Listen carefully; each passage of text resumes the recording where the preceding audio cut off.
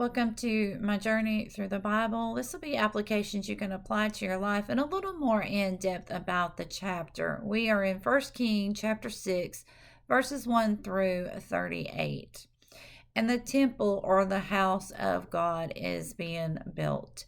Now, this is giving us great detail and the length and the height and how things are made to give us an ideal picture of what the temple looked like when it was being built, and also the process of it being built.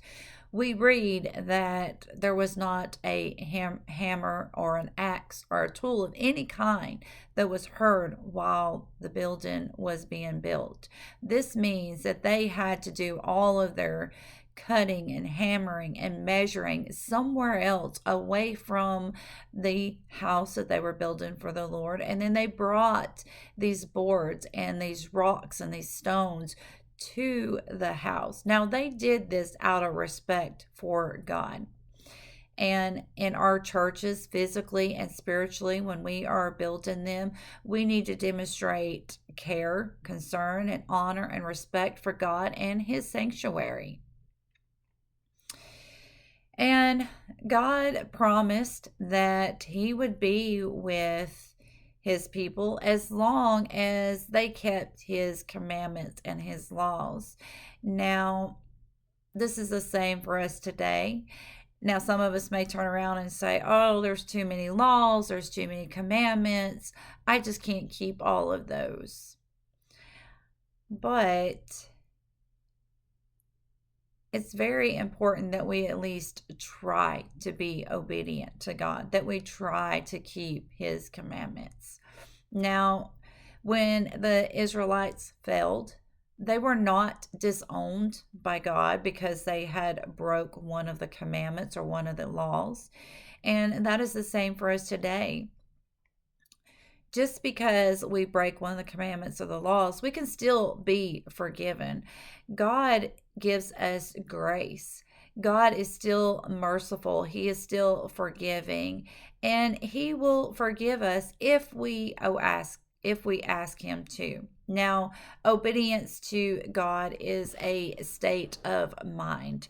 We can push God out of our heart and our mind. And then when we break these commandments, it doesn't seem like such a big deal. But if we keep God close in our hearts and our minds, then when we break a commandment, it is convicting to us. And then we realize that we have done wrong and we want to come to God and ask for forgiveness. Now, if we continue to push God out of our life, then it will get to a point that it doesn't really matter if we break His laws or not. Now, the simplest example that I could give you would be cussing. As children, we are taught not to cuss and use these words because they are bad.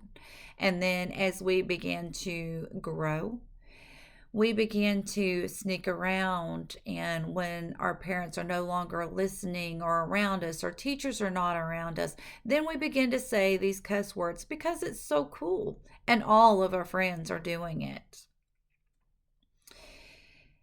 And in time, the cuss words that we use just become like any other words. It's just a way of expressing our feelings.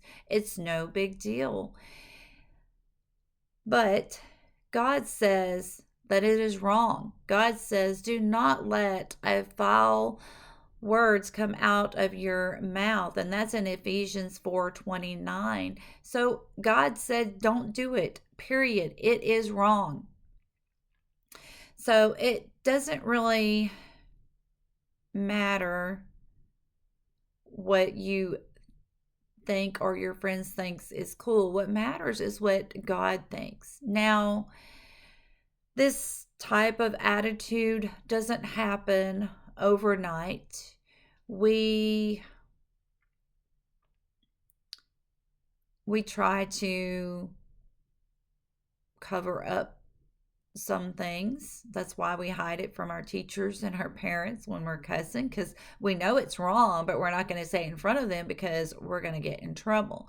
And of course, we think it's cool because we're hanging out with people that don't really have a real relationship with God.